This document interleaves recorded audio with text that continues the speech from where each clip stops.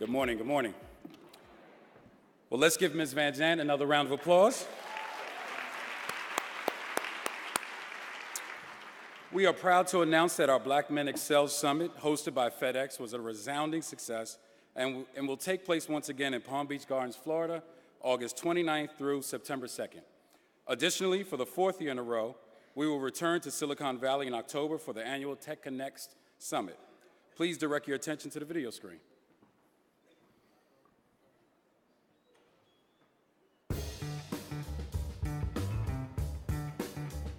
Celebrate the excellence in Black men at the second annual Black Enterprise Black Men Excel Summit.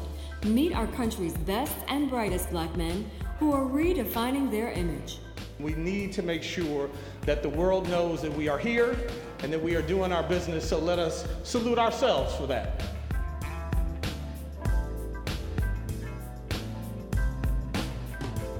Be there this Labor Day weekend, August 29th through September 2nd at the PGA National Resort and Spa in Palm Beach Gardens, Florida.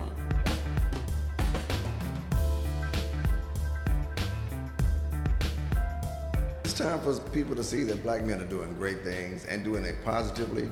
By doing this Excel Summit, it empowers us, it inspires us to be more creative and to do things that we haven't necessarily or traditionally done. I met some great people here that I plan to do business with in the future, and I plan to learn from. This was an eye-opening experience. For more information, log on to blackenterprise.com. Join the best and the brightest in the Black tech community in Silicon Valley and beyond for the 4th annual Black Enterprise Tech Connect Summit.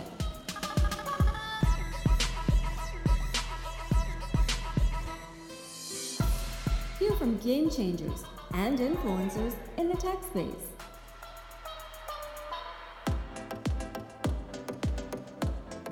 While showcasing top students from historically Black colleges and universities competing in the Tech Connect Hackathon. This event was so much fun. It was so intense, but it was so beneficial because at the end of the day, I learned so much more about myself and what other students were thinking and how to actually impact the world and create something new and just extremely innovative for something better. What I enjoyed from the hackathon was, even though it's a competition, it's still a friendly competition. So I like the atmosphere. This hackathon really was able to increase my knowledge and increase the skill that I have. Be there this October 2018 in San Francisco, California. For more information, log on to blackenterprise.com/TCX.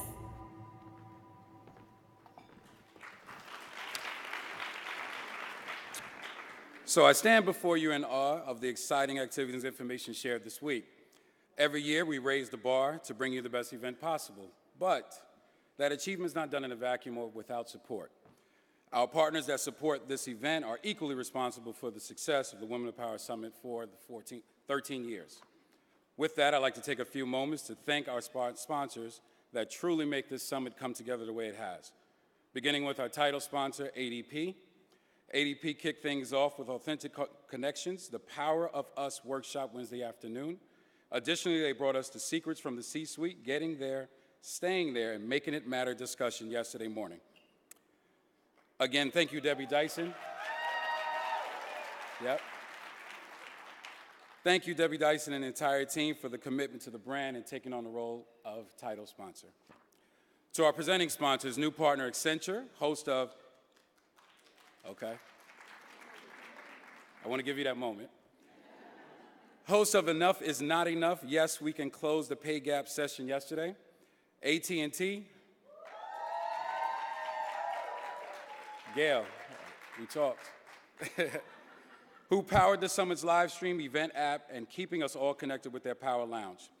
Also, they will host our Code Busters, cracking the tech sector with our traditional skills session later this afternoon. Last night, they hosted Cocktails and Conversation with Shaka Pilgrim, president of Rock Nation.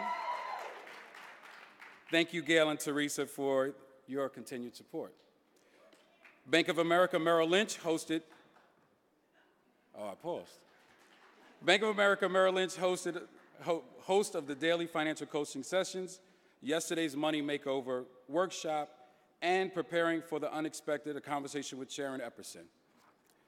Dell, host of this morning's From the Corner Office keynote featuring Richelieu Dennis, founder, chairman, Essence Ventures, LLC, and the laptop giveaway. Okay. They are in the front row. PepsiCo helped energize our attendees with daily breaks of beverages and snacks and hosted Wednesday evening's Legacy Awards Gala honoring Carmen de la Valade, Edith Cooper, Jane Kennedy Overton, and of course, Donna Brazil. She did say men can do this. New partner Pfizer, host of our Power Lunch with incredible, there we go, Jane Kennedy Overton and her lovely daughters, Copper Joy and Savannah. Returning partner State Farm, and I hope you guys spent some time back with their display and booth. Walt Disney Company, who brought us the Minnie and Mickey, will give us a sneak peek of an incredible film later today, and will close out our summit with an amazing Bring the Magic at Animal Kingdom later tonight. And then Toyota, host of the Legacy Awards pre-reception, the Sensation Suite, and an intimate conversation with our very own Ms. Van Zandt. And Walmart, host of the Spark Studio, and the one-on-one conversation with Courtney Adelaide, CEO of the Main Choice, yesterday afternoon. To our platinum sponsors, AARP, host of our Conversations That Count with Tina Knowles Lawson later this afternoon. Macy's, host of the Shopping Excursion and this afternoon's fashion show during the Power Lunch. All right, we got them in two places. Southwest Airlines, who welcomed you at the registration area. And to our corporate partners, new partner, American Heart Association, who brought you the morning activities yesterday and today. Returning partner, Bahamas, who will be giving away a weekend getaway at the Grand Hyatt at Baha Mar for 4 days and 3 nights. I hope you guys put your hands in. FedEx, who provided shipping and services for the summit attendees, and Google, host of our coaching sessions during the summit. Please join me as we acknowledge the 2018 Black Enterprise Women of Power Summit sponsors.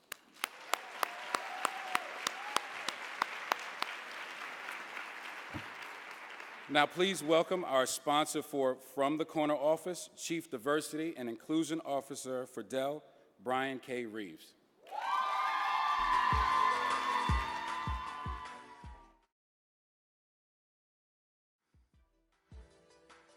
Hello, everyone. How you guys doing today? Y'all can do better than that. Hello, everyone. How are you guys doing today? That's what I'm talking about. It's certainly an honor and a blessing to be in this room with so many women and men of consequence. For those who don't know me as of yet, I'm Brian Reaves. I'm the first and initial Dell's Chief Diversity and Inclusion Officer. Dell and Black Enterprise's relationship has spanned for more than a decade. We're very proud of that. And I'm thrilled to be here today as we discuss the global advancement of women of color. First, I want to give a shout out. I know my Dell women are right here in the front, but to Ms. Jackie Glenn, to Ms. Michelle Taylor-Jones, and Ms. Sarah Oyatubo, who do a lot to bring this together and to bring this into my life, so thank you very much. Through my conversations over the past few days, I've been encouraged and motivated as I hear stories about the progress we're making and ideas about how we can further progress. While I recognize we still have a lot of work to do, I want to say that companies like Dell are all aware of the need of women of all backgrounds to progress. Women play a critical role in driving global economic growth and innovation, particularly in the technology field. In response, we at Dell have established signature gender leadership programs, one of which is Leading Women at Dell, another of which is Managing Success Now, which give women across all levels the resources and tools necessary to evolve as leaders. In addition, our employee resource groups, namely a couple of them here, Women in Action, as well as the Black Networking Alliance, help connect team members globally, providing opportunities for personal and professional development. Our advisory board, such as Women of Color, offers the community a place for candid dialogue that addresses the challenges people of color face in the workplace. For the greater community, we created the Dell's Women's Entrepreneur Network, or DWIN, which gives female entrepreneurs improved access to capital, technology, and networks. We're very proud because over the past 6 years, Dell has spent more than $3 billion with certified women-owned, minority-owned suppliers and small businesses. Dell is currently one of 28 companies within the Fortune 500 that are part of the billion-dollar roundtable, which recognizes and celebrates corporations that achieve spending of at least $1 billion with minority and women-owned businesses. In addition, last year, we donated over $14 million globally to STEM programs offering education and mentorship to underserved youth. And of course, we continually look to partner with great organizations such as Black Enterprise, whose mission and goals for gender empowerment align with our beliefs and purpose.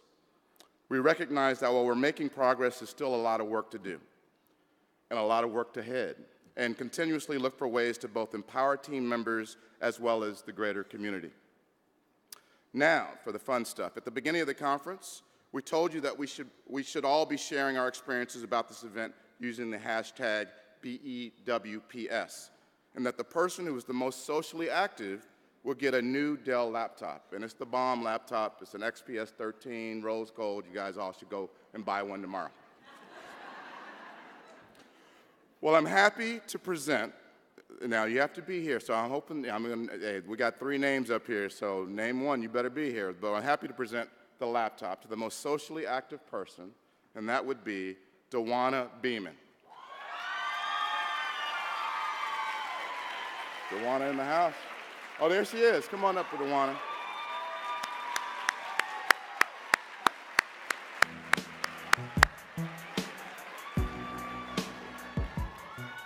Oh, yeah.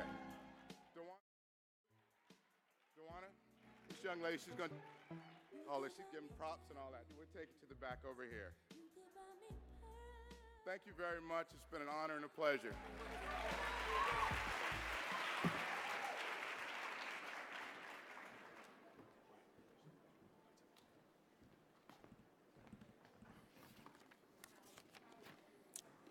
Thank you, Brian. Here to both introduce and interview our featured guests for our next segment from the corner office is our very own President and CEO of Black Enterprise, Mr. Butch Graves, Jr.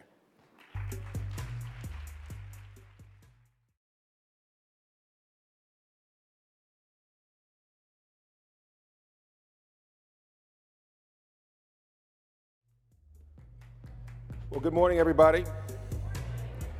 Did you enjoy Ms. Van Zandt this morning?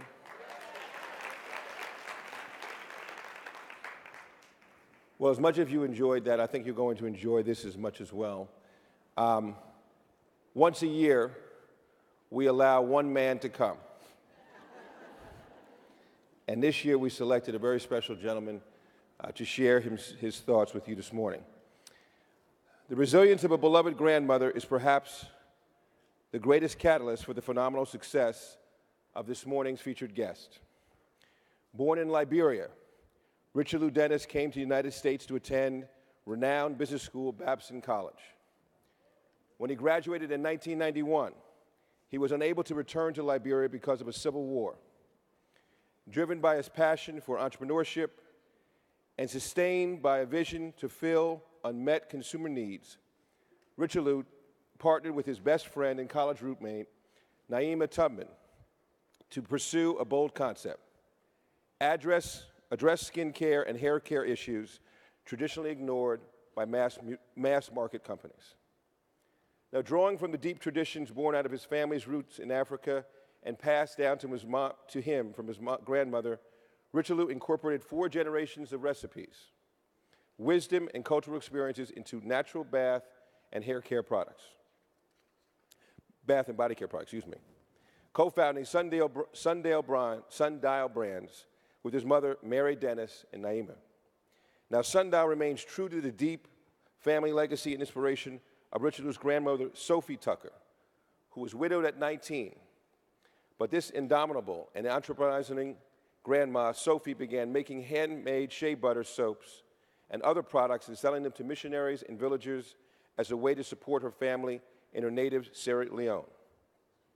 Eventually becoming known as a village healer, she taught her recipes to her grandson and building upon that foundation.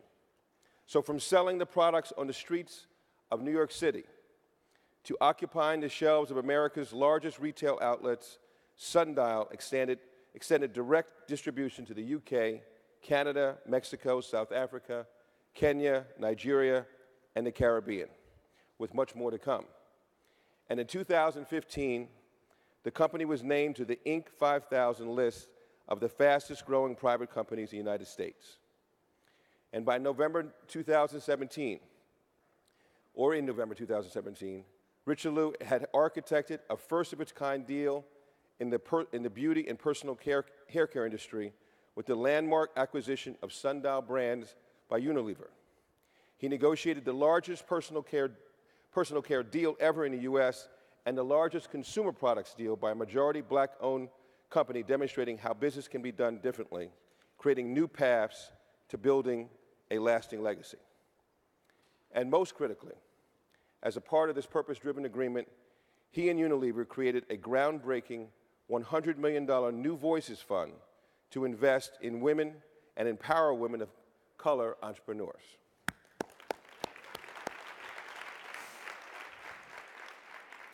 And Black Enterprise awarded Sundial with its Emerging Business of the Year Award, which recognizes businesses that have poised themselves for growth. And in July 2017, the company made its debut as number 10 on the BE 100's list, recognizing the largest black-owned companies in the United States. On a personal note, in December 2017, the president of Liberia, Helen Johnson Sirleaf, conferred upon him one of the nation's highest honors, the distinction of Knight Commander, and admitted Richelieu into the most venerable order of the Knighthood of the Pioneers.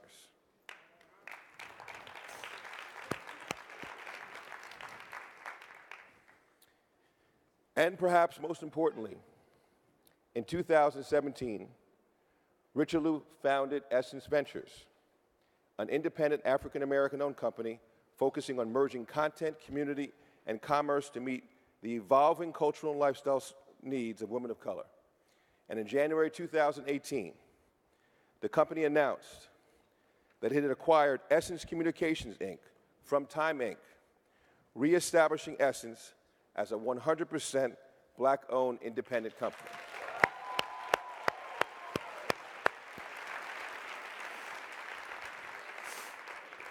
So, ladies and gentlemen, please welcome and help me welcome the founder and CEO of Sundial and the chair of Essence Ventures, Mr. Richelieu Dennis.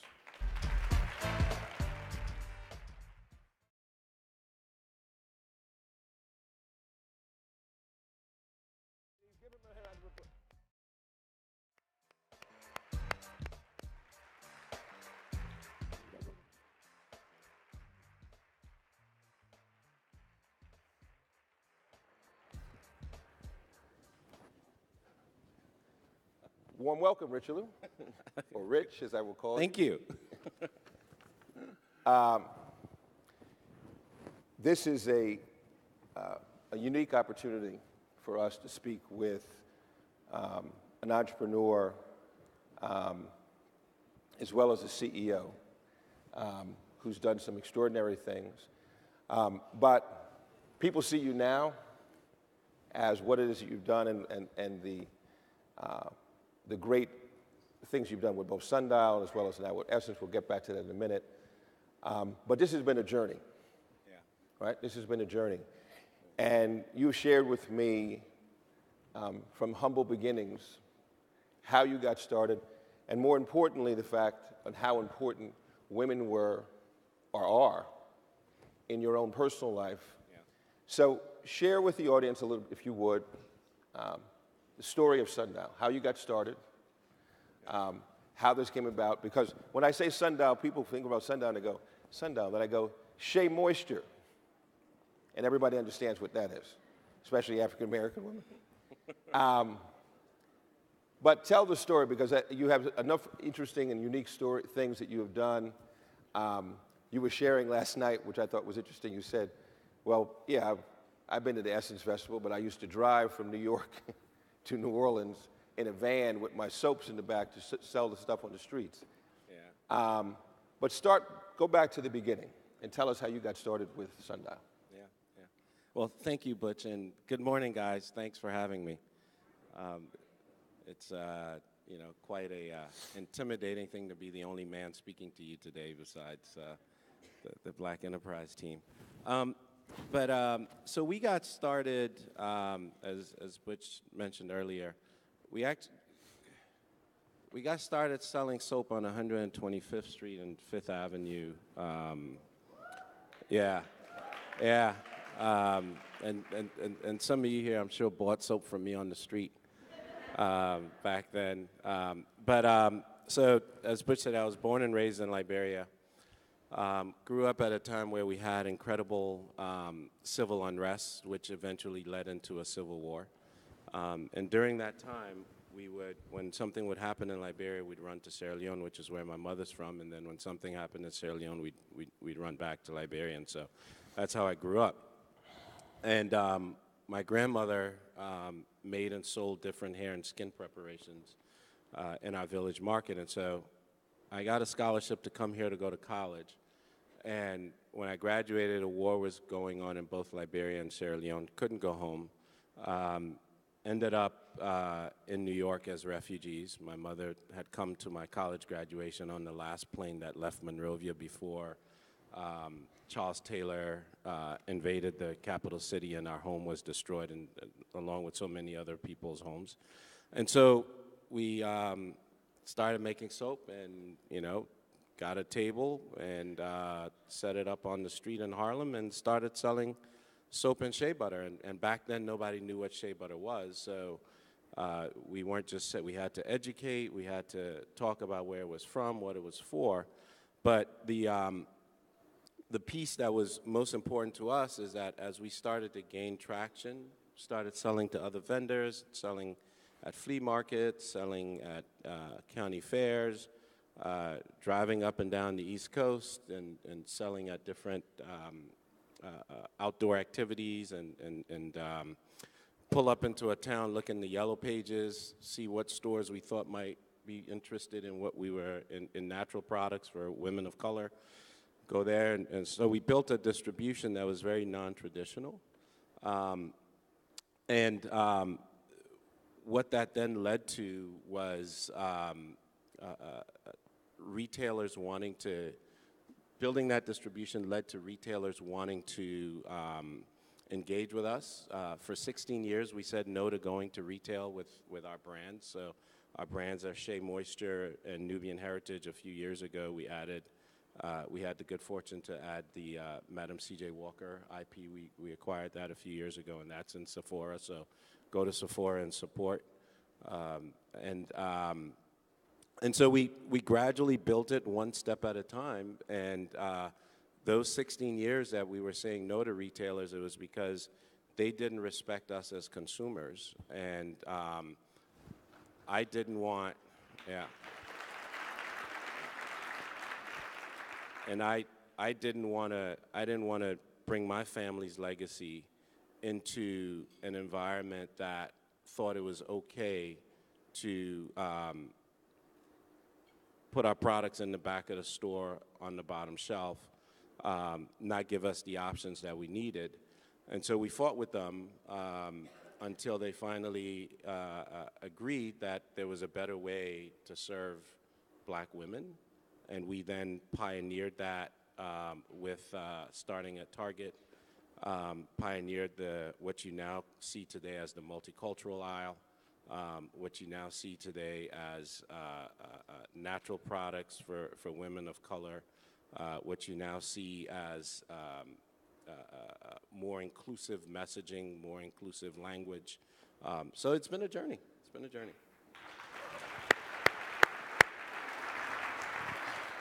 Talk about your working relationship with your mother. And because I think that's very, very unique in the context of all of this. And your mother's still very involved in the company today. Absolutely. But share with the audience, your working relationship with your mother and what role she has played in this development along the way. Yeah, so first of all, my working relationship with my mother is a very simple one. She tells me what to do, and I do it. It's not complicated at all, you know. You know, and my mother's our treasurer. So not only is it that she tells me what to do and I do it, if I don't do it, I don't get paid. So it's even more, right? But she has been the one that has instituted the fiscal discipline that has been necessary to scale our business. You know, one of the big challenges that we all have as entrepreneurs, and I'm sure even as folks that are running these incredible, doing these incredible jobs inside corporations, is access to resources and access to capital. We weren't able to get a loan until our business was well over a $200 million business. So I remember needing to buy a delivery truck and putting an application into our bank for the truck, and they wanted me to 100% personally guarantee the truck, right? And so those challenges that we all face, my mother was able to say, hey, kid, slow down, right? Stay focused. You're here for a reason. You've got a mission. We have a North Star that we're headed towards. Don't be distracted by the blockage that gets put up because of your skin color. Don't become disenfranchised because somebody else doesn't want to see you move forward. Stay focused and keep going. And that, having that type of support system behind you allows you to go through anything. You know, I don't know if everyone heard you, but I want you to repeat it again. He said he had to wait till he had $200 million in sales before he could get a loan. And then we didn't want it. Right, well, then you didn't need it at that. You told a story to me which I thought is important for those who are starting small businesses, and this was about the warehouse, which I thought was important. And so as your business was growing, he went from a very small, selling out of the back of the van or the truck, up and down the streets, and then, you started to gain momentum, but you needed a place to put all the stuff, right? You needed a warehouse and a place. Because I asked him, I said, well, the company's based out in Long Island. Yeah. And I said, well, what made you decide to choose, Long Island? And he said, well, I didn't choose Long Island. That's the only place I could actually get some space. So share with the audience that story, because I think it's very instructive in regards to, how many times you were told no along the way, and then ultimately where you ended up, and then stayed, and how you made that work. Yeah,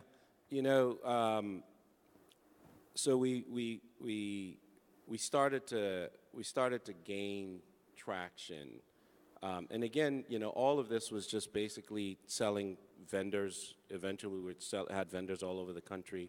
Eventually, we had stalls at flea markets all over the country. So we really started to scale in a very non-traditional distribution model, and we needed a place to make the product, because we didn't have the money to go to a third-party manufacturer. So one of the things that I'm really proud of, there were two things that I'm most proud of in how we built this business. The first one was, because we didn't have the resources, we had to be very creative in how we leveraged what we did have. And so we manufacture everything. So if you stop and think about what that means, is we have control of our product, we have control of our distribution, we have control of our destiny, but the only reason that we have that is because we didn't have the money to have somebody else do it for us. And so we needed a place to manufacture product. So we went from renting storage shed after storage shed after storage shed to now needing a space. Look in the paper, and you'd see, warehouse immediately available. Call up, it's available. First month rent, first month, last month rent, and then you show up, and oh no, we just rented it, all right? Or go to another one. It's we need 3 months security deposit, first and last month rent, and before you know it, it's 6 or 8 months worth of rent. So we went to, Brooklyn, Manhattan. We went as far as Goshen, New York. And one day, I saw an ad in the paper for a warehouse in a place called Amityville. All right? Somebody here from Amityville? Damn. Right off of Albany Avenue was our first place.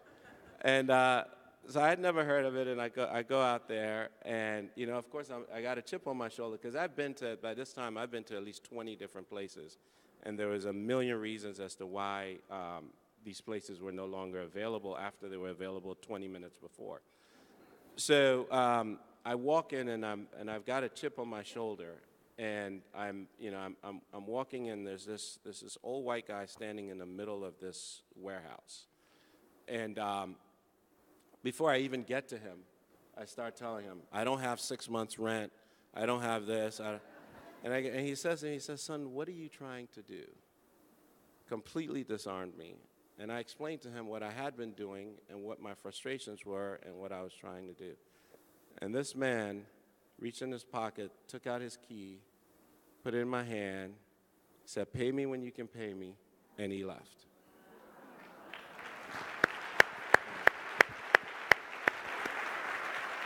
And his name was Jim Gray. At the time, he was 75 years old. And that's how we got to Amityville. But, it was that one extra visit to a place that I hadn't heard of, to meet a man that would become a mentor to me that didn't know me from a hole in the wall, that allowed us to have the infrastructure to grow our business. Outstanding story. One of the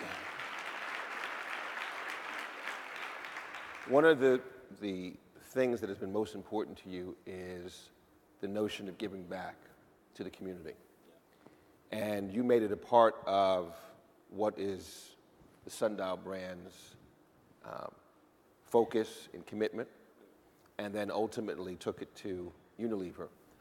But talk about the need or your desire or your family's desire to say, we're going to dedicate a certain amount of revenue, money, off the top line to reinvest in the community, and then how that became part of a negotiation phase with the number of different people who have been knocking on your door trying to, hey, we'd love to buy Sundial, that you said no to, and then ultimately finally said yes to someone. Yeah.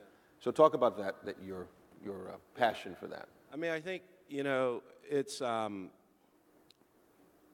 I gave you guys a little bit about my background, where I came from and where I grew up. And I saw some things in my childhood that no child should ever have to experience, all right? I saw firsthand the oppression that occurs when there is no respect and when there is no regard for human life, first of all, and for women, because my grandmother was one of those women that you see pictures of in a market, just trying to figure out a way to feed her children without any support, with specific barriers being put up so that she doesn't even have the opportunity to get an education, right? That she doesn't even have an opportunity to produce for herself. And then I came to this country, richest country on the planet, and realized that while the visuals are different, the realities are not, right?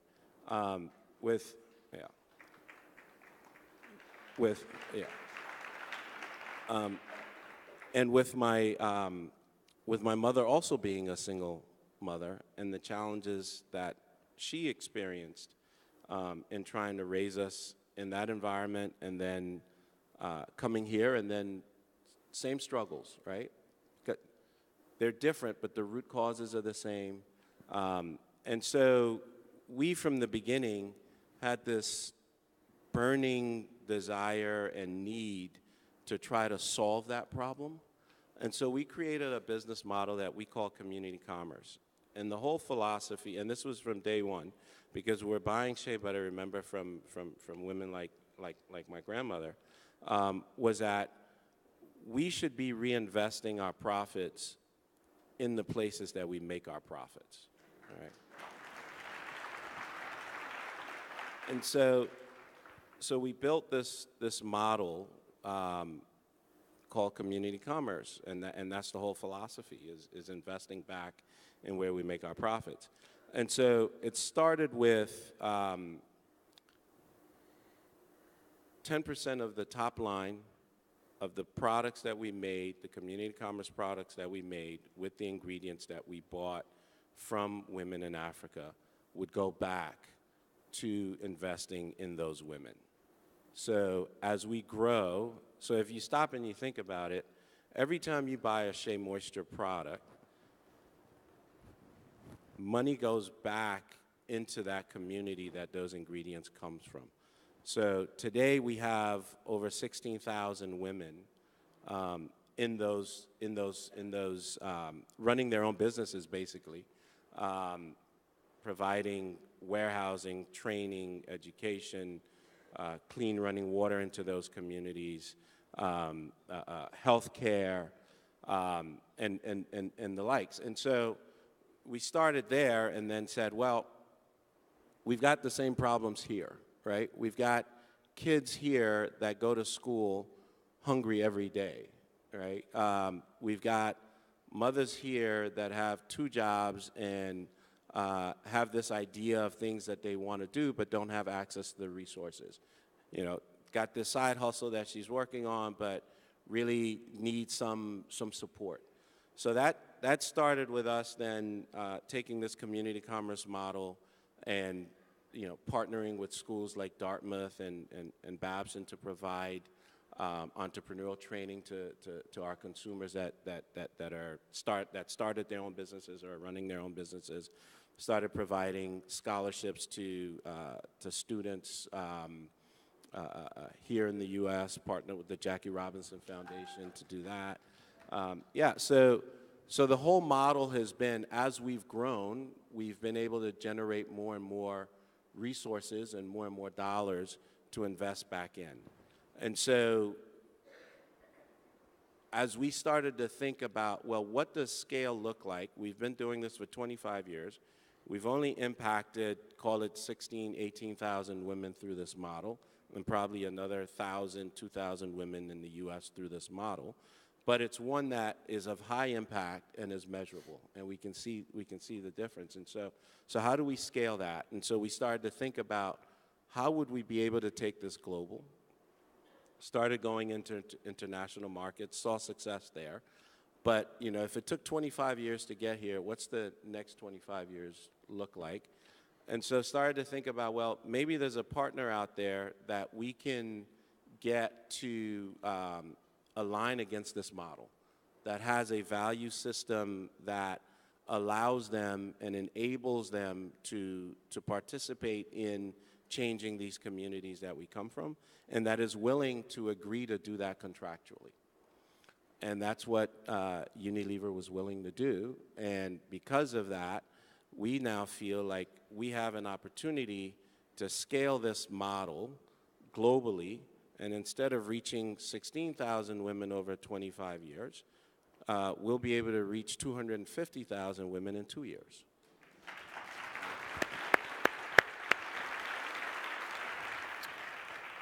Talk about, and we're going to talk about partnership in a minute, but talk about the decision to sell, decision to, well, I'm going to cover 2 things. One is the decision to sell, but before I get to the decision to sell, as you were expanding the brand, okay, and now people were beginning to see, you know, what this product, Shea Moisture and other products were, and you wanted to expand it, you wanted to expand the consumer base too.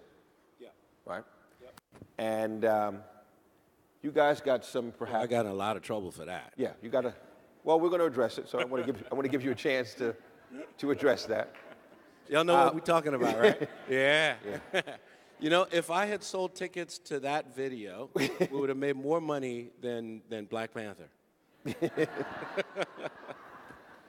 Well, since everyone seems to know about it, why don't we just discuss it, putting it out in the open. But you decided to expand the brand. You wanted to expand to a broader market because now, in addition to women of color, you felt, hey, this is a product that can, you know, is good for everybody. And then this video came out, right, that showed, well, you tell them what it showed. Well, they saw it. They know what it showed. They know what it showed. But anyway, video came out and it showed white women enjoying the products and how you evolved into this. And then you got a whole lot of social media backlash and other type of backlash. Yes. On how could you, right? But tell people about the decision of what went into it and then ultimately how you addressed it and overcame that to use it as an advantage. I mean, I think first of all, to be clear, that execution was wrong, right? That execution, right? That execution was thoughtless, and that execution was not representative of what we were trying to do or who our company is. So I just, you know, and I immediately acknowledge that and I apologize for that. I think the piece that, so let's, execution aside, let's talk about the why, right? And let's talk about the consequence, right? So the why is, and the other thing is, we should have done a better job of communicating what our intent was before we ever started that campaign, right? That's the first thing, because we have that relationship with our consumers. We continue to have that relationship with our communities, and we should have done that. But that's never been done before, so, you know, in hindsight, it won't happen again. But let's talk about the intent there. There's a couple of things that we have to recognize as yourself, as black business owners.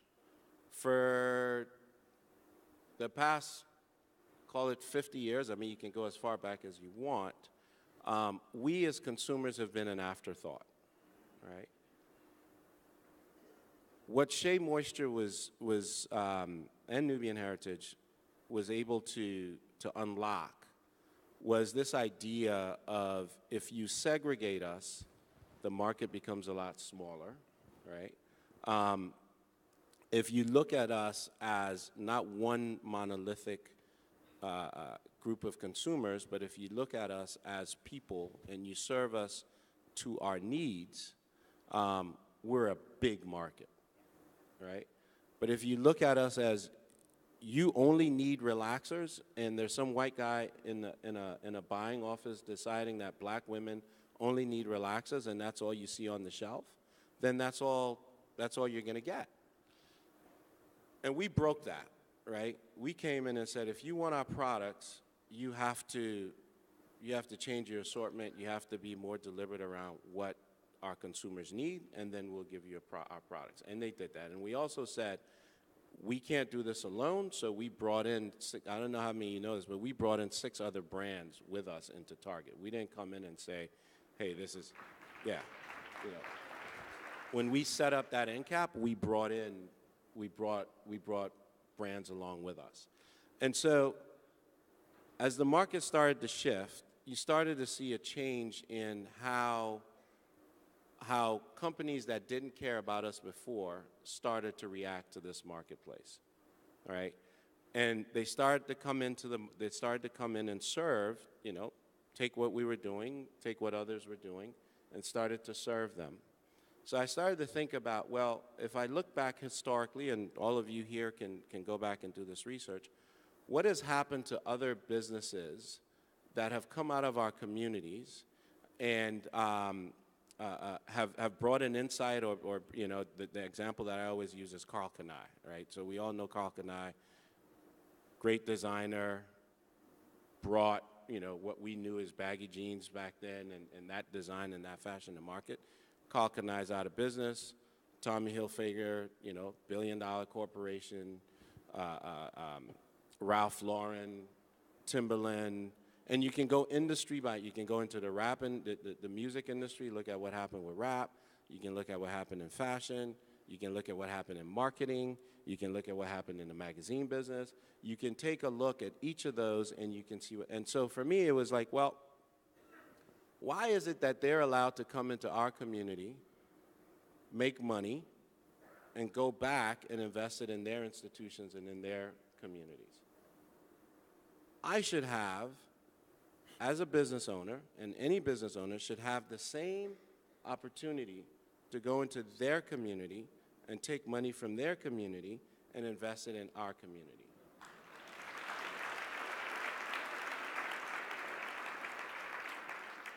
But I didn't communicate that, right? And people didn't know. So the other thing is, we didn't build our business and our community commerce model to tell people how great we were.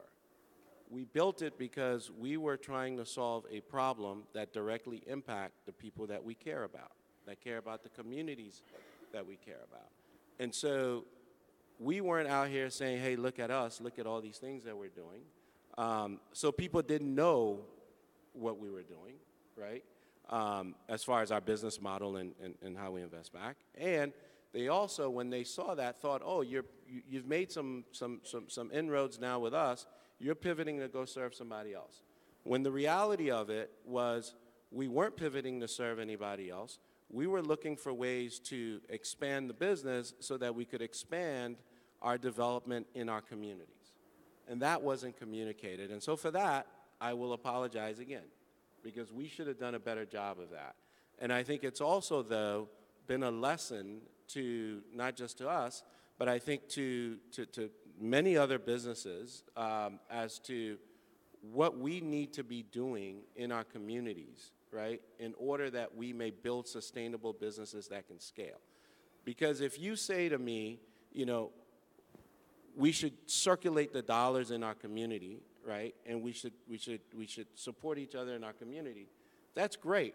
But the reality of it is, if all we're doing is circulating dollars in our community, our economies in our communities don't grow, right? They remain where they are.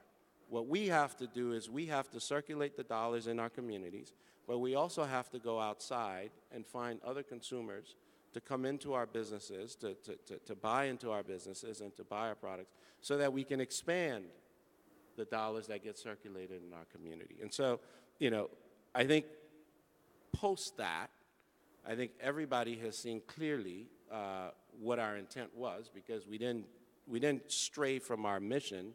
We didn't stray from what we were trying to do. But what we did do was become more articulate in what it is that we are going to do.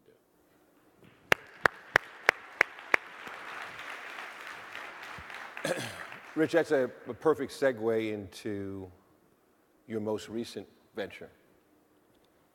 And I know you have spoken in different places across the country about this, and perhaps, as you told me, you were surprised, pleasantly surprised at the reaction you received in looking at opportunities. And you said, well, this was natural for me. I was driving my van from New York down to New Orleans to participate in Essence Festival. And then when this came about, the opportunity to buy Essence and the importance of that, and now that it's back in 100% black-owned hands.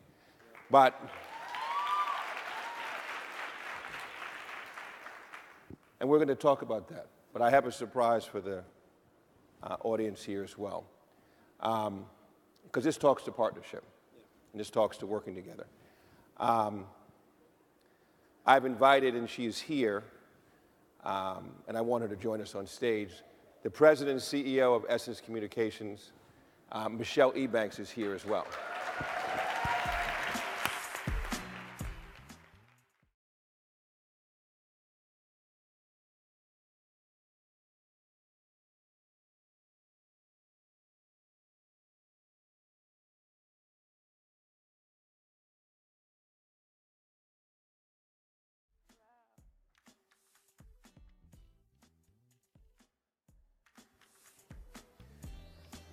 couldn't leave two men out here by themselves for too long. They had to break up this men's club, right, ladies? So I thought it would be important to share the story, and from both sides, because Michelle has been the CEO of Essence for, how long were you at time? How long have you been at time? 12 years. 12 years. And for a lot of women here, especially this audience, I don't want to call it painful, but Essence was not Black-owned, right? It was part of Time Inc., and you don't have enough time to go through all the stories of how difficult it is to work within a conglomerate that has 30 magazines or 40, whatever the number of magazines are that they have. But ultimately, this opportunity came about, and I wanted to give you both an opportunity to share how you got to this point, one, how the deal came to you in the first place, and then Michelle, to share when you first heard about it, and then what got you excited about this opportunity to do this. And it's important for you all to know that I have never looked at, and Michelle will attest to this, I've never looked at Essence as a competitor to Black Enterprise. I've always looked at Essence as a company that could be a partner to Black Enterprise. And that's why I'm so happy to be able to welcome Michelle to the audience today. So thank you, Michelle, for coming. Thank you. So Rich, tell us about how this came about. Wow. So, well, you know, like with everything else, it's not one singular thing, right? It's we have a North Star, and that North Star is serving Black women deeply. We've built a business around that. And we continue to find ways that we can do that better. And when I say that, not just serving them with product, but figuring out ways to invest back in them so that they're able to build their own businesses and their own opportunities and continue to be the backbones of our society and to drive us forward. And so when we had that ad break in April, one of the things that we did was I went around to, we did these town halls and listening sessions and probably talked to maybe 600, Mikhail, how many? Lots of women, right?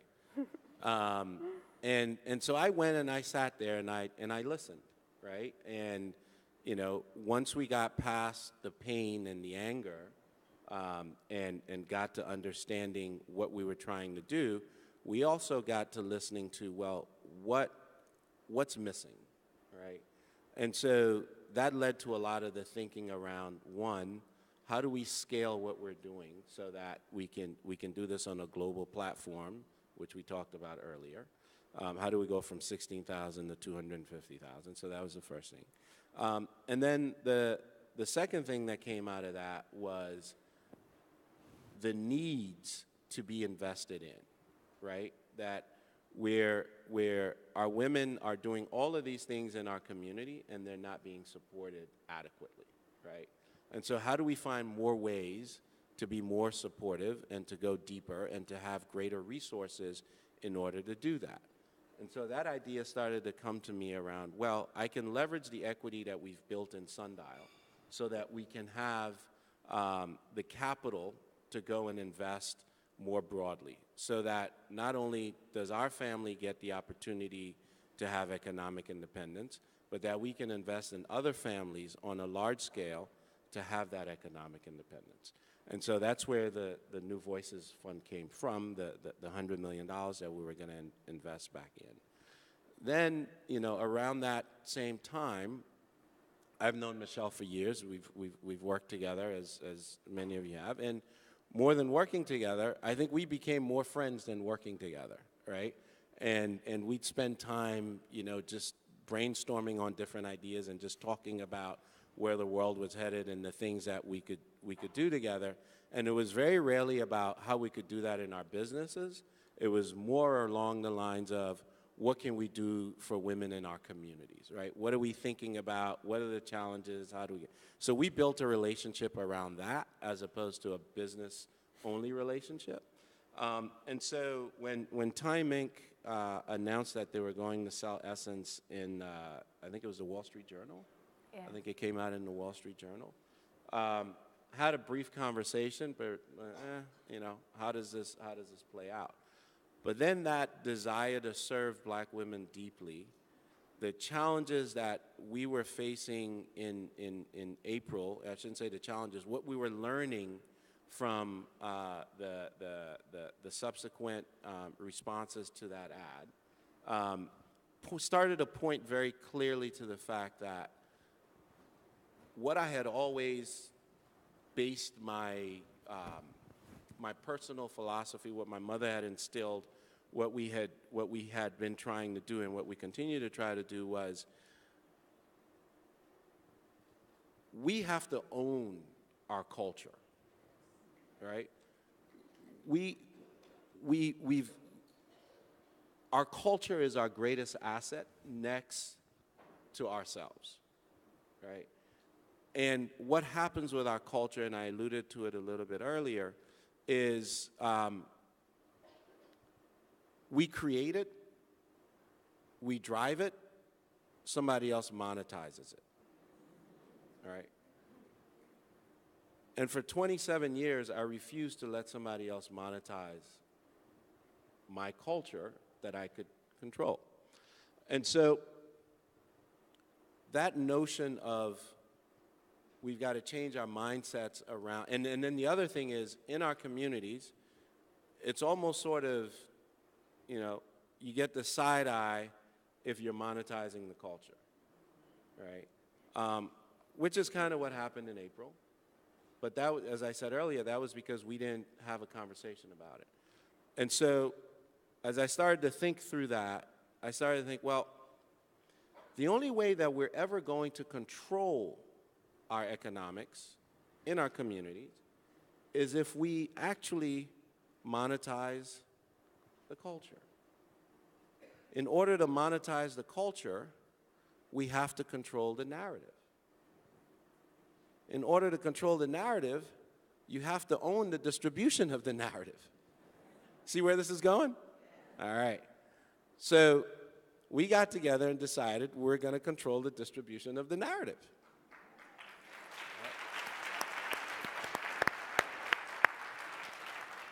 Which then gives us the opportunity to do all of these other things, right?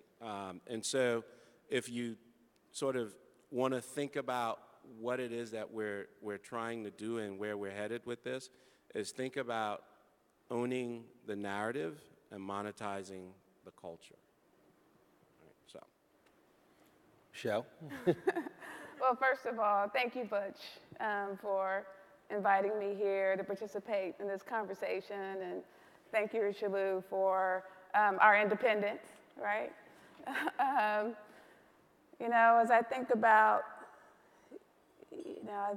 where we've been, these last 12 years at Time Inc. We tried to fit, in a suit that didn't really fit us, right? Because Essence was launched, was designed, conceived 50 years ago in 1968 by 5 men who had a dream to be entrepreneurs, and they looked around and they saw all these wonderful magazines for women. And Glamour, Vogue, Good Housekeeping, and they sat in a room and said, none of these publications are speaking to the women that we know. Not the women that nurture us, are champions, who are also earners to secure our families financially, also leading in civil rights. We don't see those women in these other publications, so they created Essence. And fast forward, the intention, to go to Time Inc. and then Time Warner was there was this vision, this is Time Warner. Now Essence can be this truly multimedia brand. That was the intention. The intention was never realized because Time Warner then began to split itself apart. And then Essence, then we were there stuck within Time Inc., great company. Well, it doesn't exist anymore. We do, but they don't. And that's because of this woman, right? Yeah,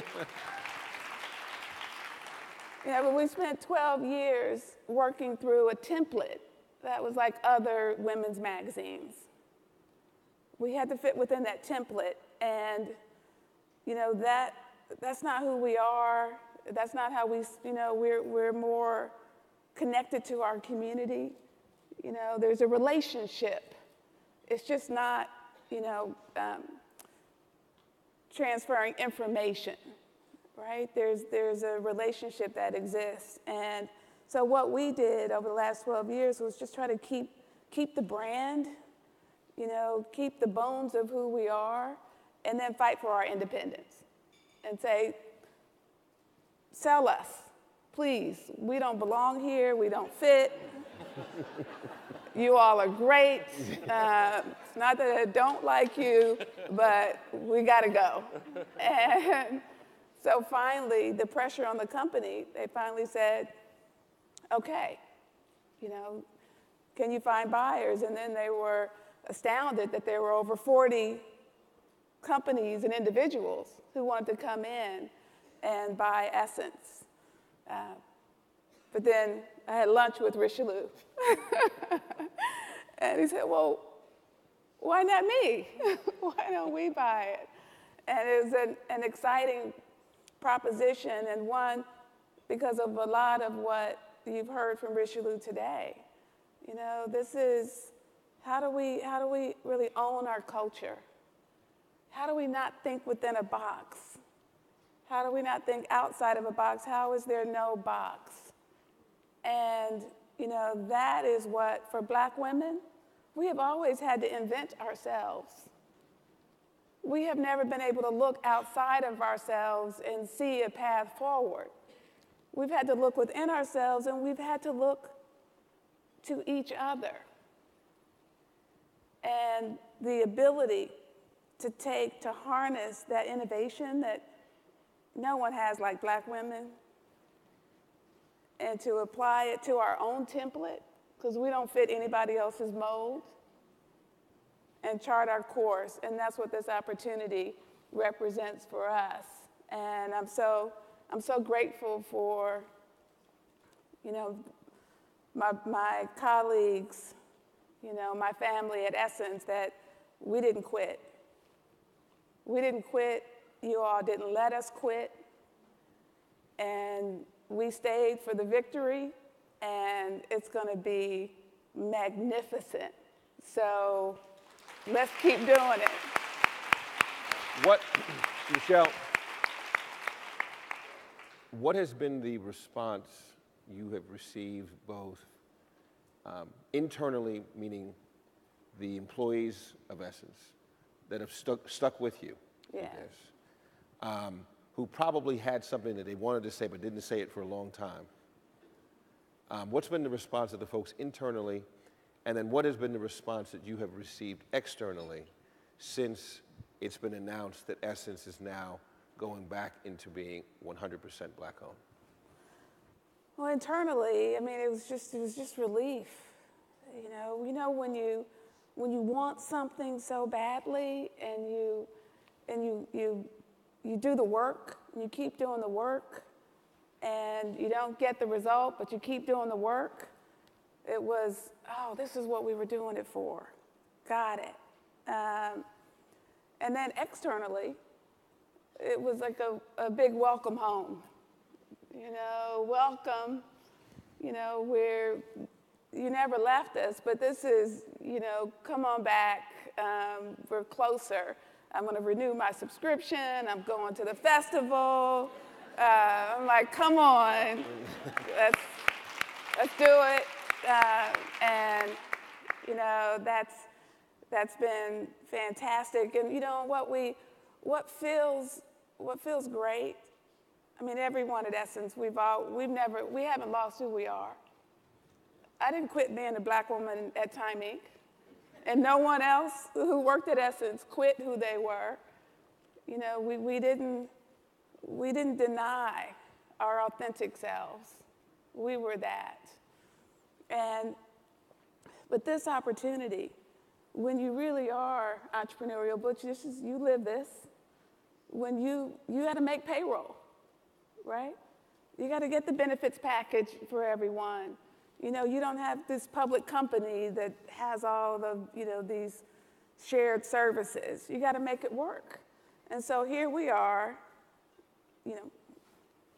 open the bank accounts, get the benefits plan, get the accounting system in place, get IT set up, and as I said to the team, move out, get new offices. I said to the team, I said, we have to do all of this as an independent company and operate and grow and realize the potential for everything that, recreating, our own custom template. But it feels great because our community of women are doing the same thing for themselves. So now we're really in it together. We're creating this future state, and we're doing just what black women are doing. So what could feel better, right? We all need to make our own household payroll, our own business payroll, and while we're living it, and we're also telling it and telling your stories. So it's just that much more holistic and true. And we're excited about that. I'm going to ask for them to turn the lights up. I want to leave time now for Q&A from the audience. And so there's a number of microphones that are out here. Please stand up, introduce yourself, and ask a question to either Richelieu or to Michelle. Young lady, and you have to go back to just walk back to there. Lady right there, go ahead. Yes, you. Good morning. Thank you. Thank you both for being here. Quick question. We have a lot of pressure on our shoulders for the women in this room, as exemplified by the stories you told today. And at a certain point, we just have to leap, but we don't have the luxury of making that decision. What is the defining moment where we should allow ourselves to just take the risk, where everything around us says that you should not?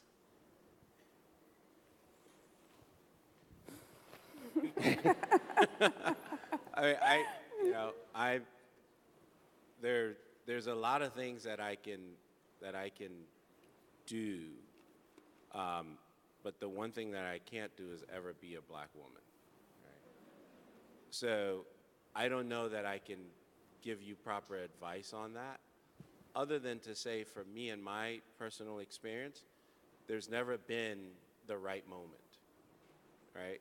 And sometimes when I've been faced with the greatest challenges as to why I shouldn't do something, that has been the right moment, right?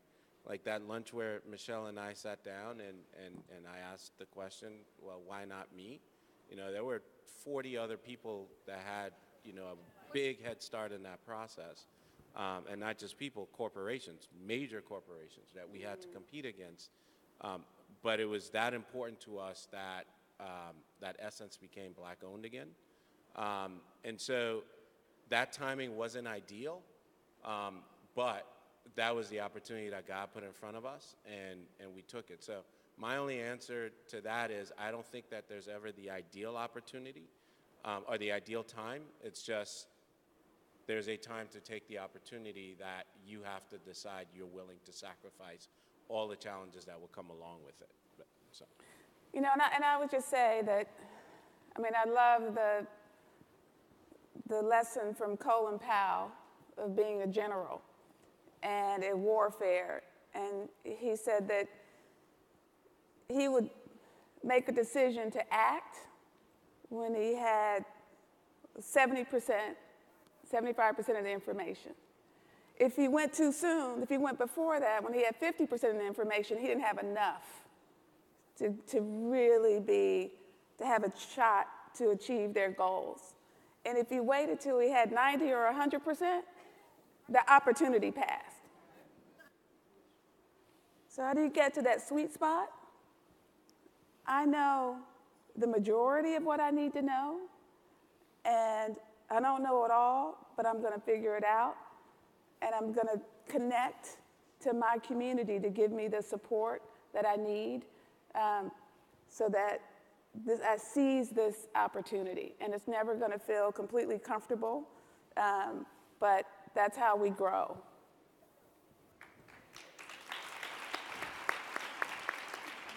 Hi, this is Ella Gorgla with Estee Lauder, MAC Cosmetics. And more importantly, I too am a librarian. So Richelieu, we love you. Hey. And I also run our ERG at Estee Lauder. So we've had a lot of support from Essence Magazine, and certainly we're trying to get Richelieu, just saying. My question is this. I mean, part of what makes Essence extremely valuable is the conference. Is there, I mean, if you could just give us a glimmer of how you plan to, like, what's your vision for Essence moving forward? Do you intend to, like, diversify the model? Yes, that's the question. Thank you. By conference, the festival. Yes. Yes. Yes, I love that question. Our plan is to more deeply serve our community, right? And this creates an opportunity for us to just connect more deeply on a grassroots level within our local communities, to gather in women to be involved and to use this platform for themselves. So we need to create those mechanisms where there are more linkages into this Essence platform so that we can support entrepreneurs, we can support women in the workforce.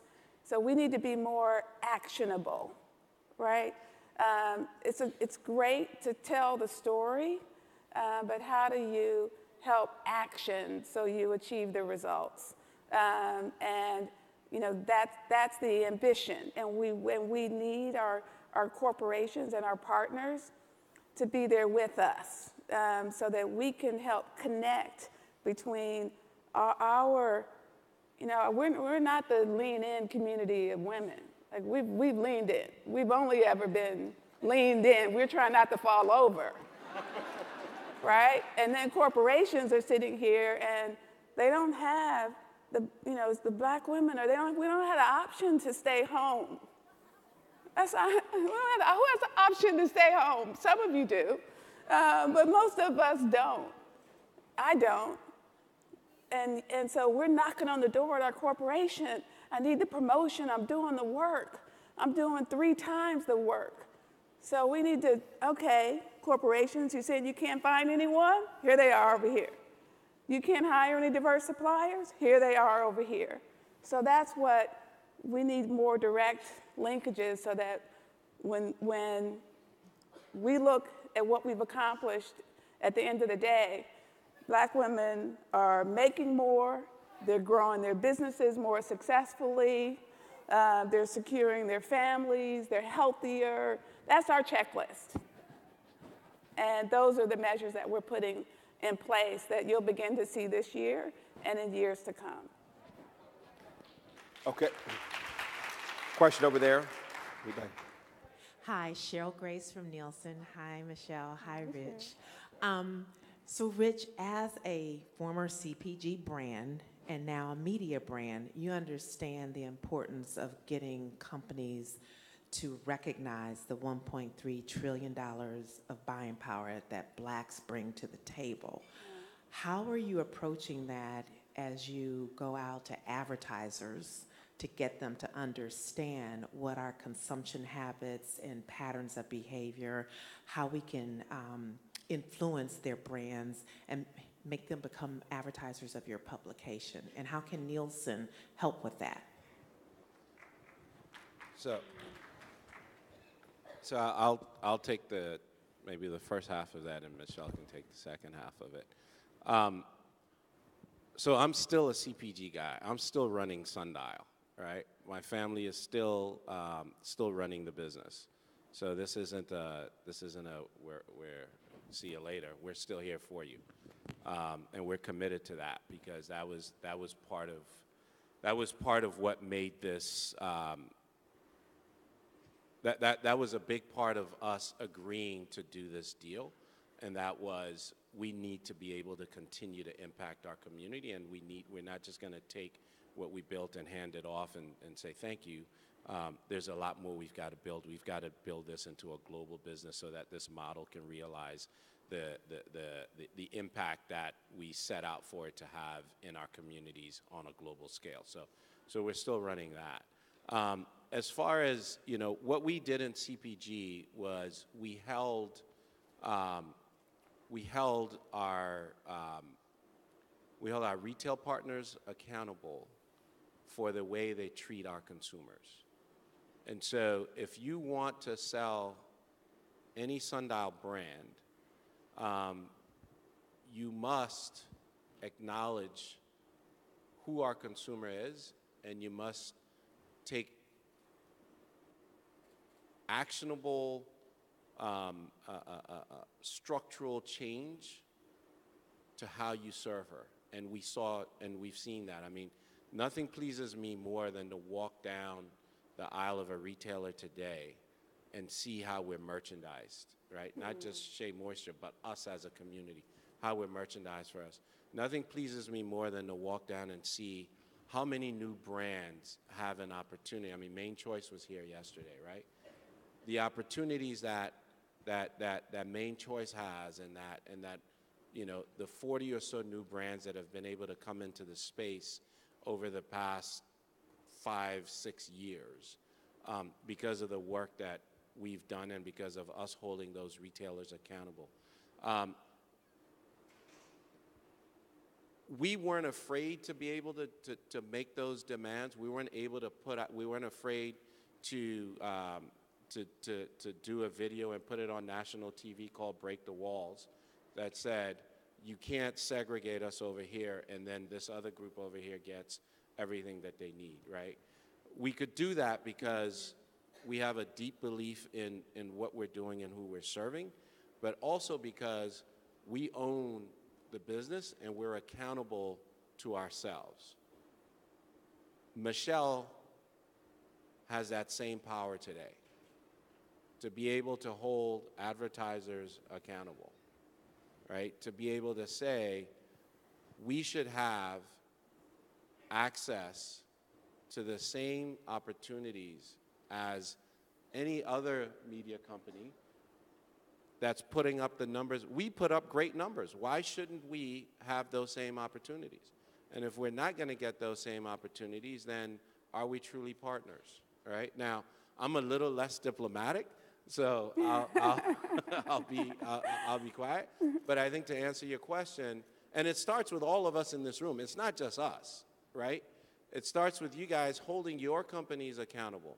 It starts with you holding your retailers accountable. It starts with you holding your brands accountable for what they're doing in our communities and for our communities. It's no longer okay to, just create a brand, put Kente cloth on it, call it Cantu, right? Knock off the innovation. No, I'm real, right? I mean, you asked the question, let's talk about it, right? Be owned by a private equity firm and then pretend as though you're in this community and for this community. What are you doing in this community? You guys have to hold them accountable, right? Right? You have to hold them accountable. And so for me, it's, and there's nothing wrong, by the way, great product, nothing wrong with what they're doing, other than we've got to, if you're going to take money from my community, put it back in. So that 1.2 or $1.6 trillion becomes $3 trillion, right? $4 trillion. And that it becomes wealth and not access to debt, right? So those are the things that we have to, as a community, start doing, right? Because if we don't, we'll end up in the same place. I mean, I was talking to Butch last night, and I had an opportunity to talk to Ed Lewis, who is the founder of Essence. Last week, we had breakfast. And I tell you, the same challenges that that man faced 50 years ago, we're facing today. Yeah, that's right. And that's because we have not held ourselves accountable, and we haven't held those people that we do business with and that do business with us and that provide us jobs and that we provide service to, we haven't held them accountable. So in one word, I will say the answer to that question from my perspective is holding them accountable. Now, you know, having said that, I probably pissed a few people off, but, you know, that is the reality. If we're going to truly have impact in our communities, we can't be worried about speaking the truth. Right?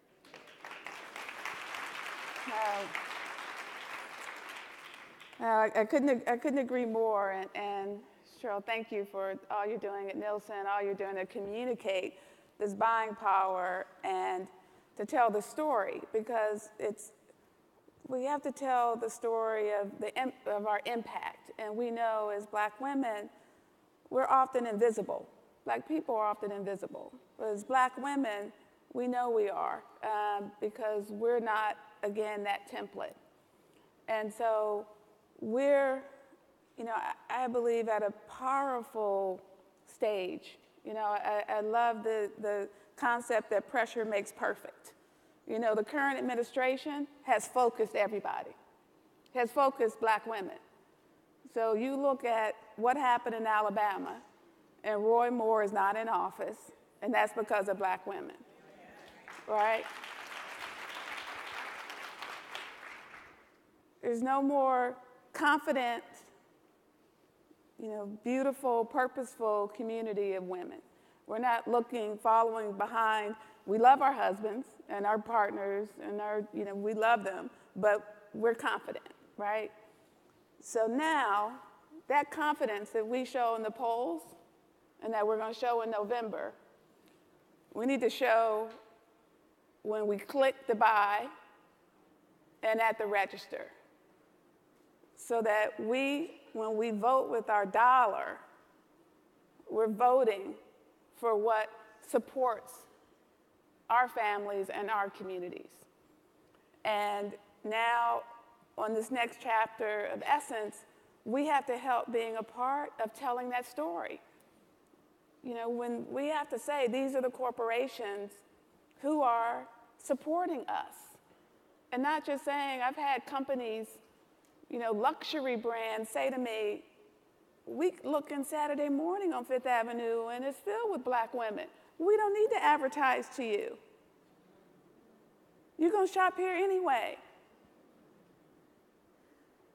So thank you, but we're going to spend our money elsewhere because we want the image of being luxury. And luxury to us reads white.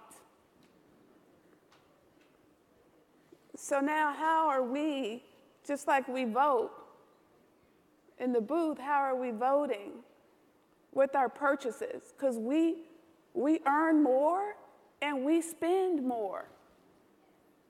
Because we bring more emotion to every purchase. It matters what we wear, our style, that's our dignity. We gotta look good. Our hair has to be right because we know people are gonna look at us and make assumptions. So we have to make sure that everyone's really clear. We know we're beautiful, right? And then we have to monetize that. And then we have to monetize that. Because we're making money for ourselves, right? So we just holding corporations accountable because they're getting our money, but they're not giving it back, right? And that's not right.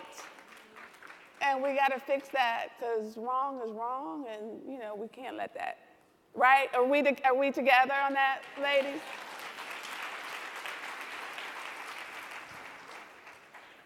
Of course, that doesn't include all the people who are our sponsors here who have always been very supportive. Well, that's what, and but that's right. I have a question, though. I'm sorry. No, but our sponsors who are here, they're making a choice. They're making a choice, and so I'm new to this, right? So anything that I say is probably going to be very dumb. So take that in. But I got a question that may be dumb, but I want to say, how many people here think that even though we're here and you're here and you're sponsoring this, how many people think that there's room to do more?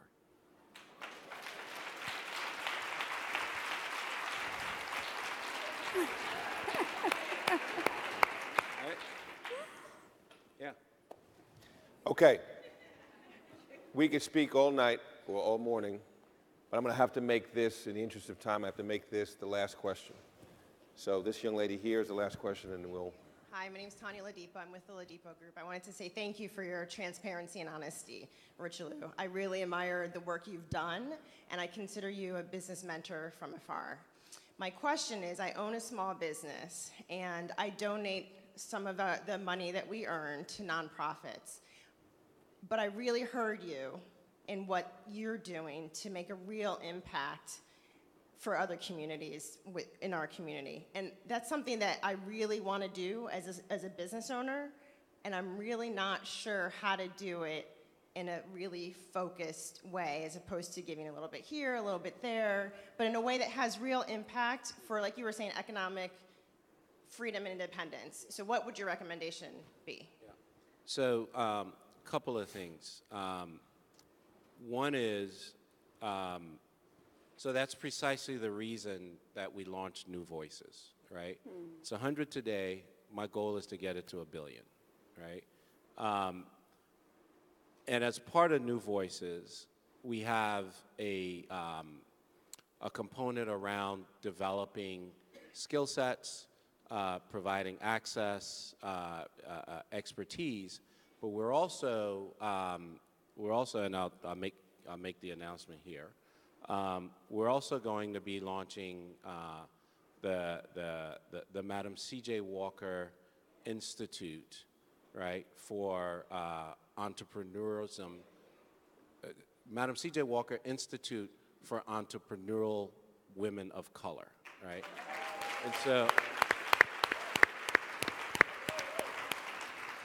And so what that is a dedicated think tank to to providing insights into solving some of these issues. Because a lot of these things are new for us in our communities, right? Is we didn't grow up with, you know, Uncle Bob running this and Aunt Susan having this and Uncle Richard doing that, so that we have that type of access to those type of answers. And as we try to forge these paths that are both building businesses and impacting our community, we need dedicated resources thinking about what those challenges are. We need partners that are out there thinking about how to answer those questions for you, right? So I think that's the first piece. I think the second piece is, my email is rich@sheamoisture.com. Feel free to shoot me a note with any questions, and I'll make the time to try to answer. And that goes for anybody in here that has a question that they think I can be helpful with, because it's important that, you know, I have a lot of ideas that are not necessarily the right ideas, right? But I've also had a lot of experiences on those ideas that can probably save a lot of you in this room a lot of time and money. And I think it's important. We got to figure out a way to scale that. I think we will. But in the meantime, if you just reach out, anybody in here, I'm happy to do what I can to help. Thank you.